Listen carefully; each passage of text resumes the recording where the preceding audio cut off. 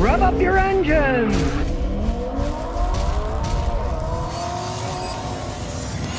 Here we are in America where hypocrisy reigns supreme. Biden just approved building a new section of border wall between the United States and Mexico. Well, if you remember, when he ran in 2020, Biden promised he would not build another foot of wall if elected. That's what he said. He said he was never going to build another foot of wall if elected.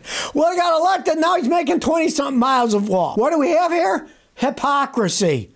Total hypocrisy, right? It really is unbelievable. And of course, now inside their own party, the Democratic Party, they're whining, well, he's building a thing against immigrants, wham, wham, wham, right? Hey, they all laughed when George Bush said, read my lips, no new taxes. Then he had new taxes and he did not get elected a second term, right? So the odds of Biden getting elected a second term doesn't looking too good. Who knows with American politics, it's gone so totally bananas. Now he's doing Trump's bidding, the big let's build the wall, and now Biden's building a wall that he said he's not going to build another foot. Well, technically he didn't lie. He said he was not going to build another foot of wall. No, he's building 25 miles. Well, it's not another foot, that's 25 miles, right? So technically he wasn't lying, right? That's all you get from politicians these days is horse manure. Follow the money, do not follow what they say, because what they say might as well as be wah, wah, wah, wah, like in the Charlie Brown cartoon where the teacher would be talking and the kids just heard wah, wah, wah. And that's what you should listen to when you see politicians and their mouths open. Just replace whatever they say with wah, wah, wah. Yardline says my gas tank doesn't fill all the way in my Nissan Altima 2015. How can I fix it? When you fill your car up with gas, the nozzle goes in. When too much pressure comes back to the nozzle when it's getting almost full, that shuts the valve off on the pump handle, and then you can't pump anymore. Yours is shutting off prematurely. That means that, for some reason, the air that's in your gas tank when it's almost empty, when you fill it up with gas, it's got to go somewhere. It's supposed to go through the evap system, through the charcoal canister, vent to the air. Yours obviously is not working. Now, when you take the cap off, get a flashlight, look inside. You'll see there are vents in there, little holes with tubes going on. See if spiders have built nests. Some of them do. Or rocks or mud got in there. Could be clogged up. Get a little air spray, spray a little air. Maybe it's clogged up. Maybe you can knock it through. If it's not that, normally it is the evap canister or the evap canister vent valve not working right, not venting the air, so when you're filling it up, the air pressure has to go somewhere, so it comes right back to the nozzle, then it pushes up inside the nozzle, and it makes it shut off because it thinks the tank is full. Try all those things. Hopefully you don't need a new evap canister. They can cost $400 or $500. Some of them you got to drop the gas tank to get to, very expensive repair. So pray it's dirt or crud in the vent hole. Try blowing it out. Well, a man in England was kidnapped by his electric car, and he had to smash it into a police van to get it to stop. Now, it was a Chinese-made electric car. It was an MG, you know, Morris Garages, the old MGB English sports cars. Well, the Chinese bought that name years ago. Now they make electric cars. This guy had like a $40,000 MG, which of course is cheap for an electric car, right? And he said it started driving itself. It had a catastrophic malfunction. He said he couldn't control it. It started driving itself. He had to dodge red lights, go around, and finally, the only way he could stop, he called the police, was he ended up crashing into a police van so it would stop. Brian Morrison, 53 years old, said he was heading home from work at 10 p.m. and it started driving itself, first at 30 miles an hour. He couldn't use the brakes. They wouldn't work. So he called the police. At least they came with a van, and he ran it into the van to make it stop. But of course, that isn't going to stop the British politicians from being stupid. They've been stupid for quite some time. This isn't anything new, right? And get this. Despite delaying an outright ban on petrol and diesel cars by 2030, Prime Minister Rishi Sunak is sticking to plans that will require more than half of all new cars in the UK will be electric within the next 5 years. Maybe they'll perfect this stuff in Great Britain before they bring it over here. You know, I mean, Honda actually did that in the past. They tried out their fuel injection and all these new technologies in Great Britain first because they knew the American market's very touchy and it's very profitable. So they didn't want to test Americans as guinea pigs. So they did their fuel-injected cars and everything with Hondas in England for a few years. And then by the time they sold fuel-injected cars in the United States, they were perfected. And the Hondas didn't have any fuel injection problems when they brought them over here, right? So maybe we should test all our electric cars in Great Britain and let those lunatics drive around, listen to their stupid politicians that, as per usual, don't know their elbows from their rear ends. And let them try these things out. Maybe they'll perfect them. And so by the time they get here, they won't be as bad. It's a smaller country. It's not that big. So, they don't have to drive as far. It'd be a great place to test out electric cars. Well, here's an email from one of your viewers showing you how the stuff that I talk about actually works. Paul V. says, I had a hard time at Amazon to find AT205 reseal, but I finally found some. I poured it in. At first, nothing. Same old oil leak.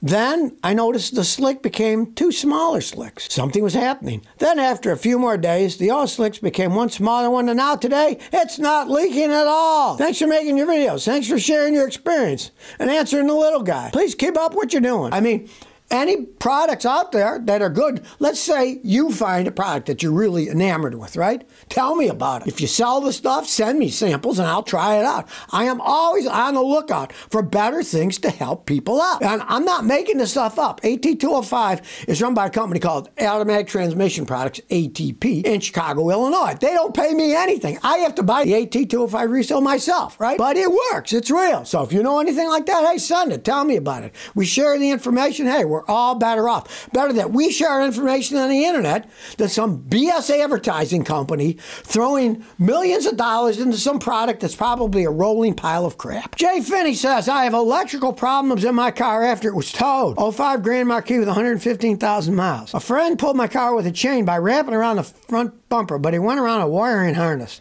and split some wires. The car won't do anything. Stalls out. I towed it to a shop and they said, well, the fuel pump won't come on. I need a fuel pump assembly. I got that. It still doesn't start. They said something wrong with the computer. So what should I do? Well, one, strangle your friend.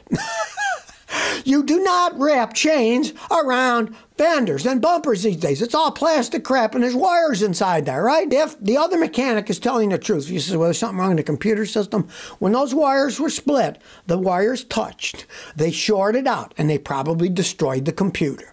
And that's exactly what will happen. Now, guy said change your fuel pump because your fuel pump wasn't working. Well, here's the problem. If your fuel pump isn't getting electricity, it's not going to work. You put in a new fuel pump and the wiring's been damaged, or the computer, it still isn't going to start. So you're going to have to fix the wiring first. Pray it didn't damage the computer. But if that guy was correct, when the wire shorted out, it could have easily have damaged the computer. It'll feed back into the computer, short it out. Now, don't just go and buy another computer because they're expensive. You got to reprogram them. You got to fix the wiring first, because if the wiring's still shorted out, you put a new computer, it'll ruin the new one fast. So check the wiring, get it fixed. It's probably going to need a new computer. If that guy was right, very well will happen. It'll short the computer out. And go back to your friend and strangle him. Or perhaps hand him the bill and say, hey, you ruined my car. Here's what you owe me. I can't help but laugh. A guy in California wrote an article, and it's called California Needs to Get Its Act Together on Rooftop Solar. Turns out that a bunch of rooftop solar companies going bankrupt because guess what?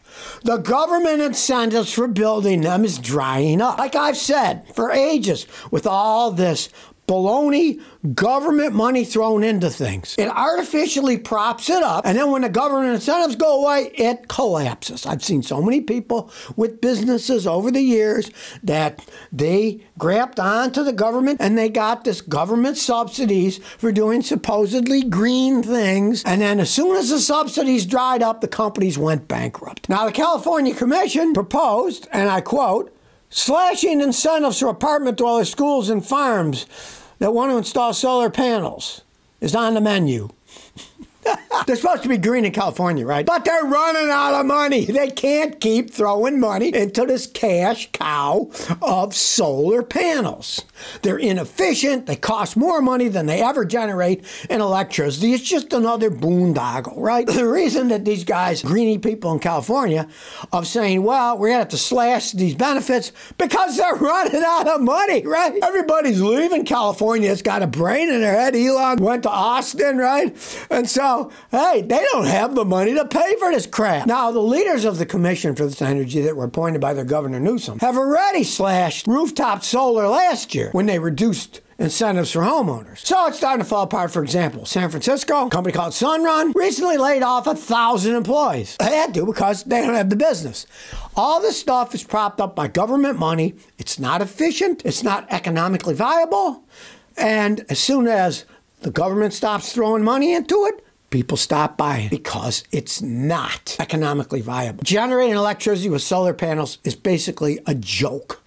Now, if you're in a real arid desert and there's nothing else around, go ahead, put some up, see how much power you can get out, right? I mean, it's a logical thing. But for large-scale generation of electricity, it's a joke. And to get these stupid people to pay $100 grand and more to have them put on their houses and a battery system that are going to wear out over a certain period of time, they're just screwing these people over. And then they're left stuck with the bill with these panels on their roof that, by the way, they weigh quite a bit and they will destroy your roof eventually too, right? They don't tell you about that. Even the greenies in California are starting to say, well, we can't subsidize this anymore. We're running out of money.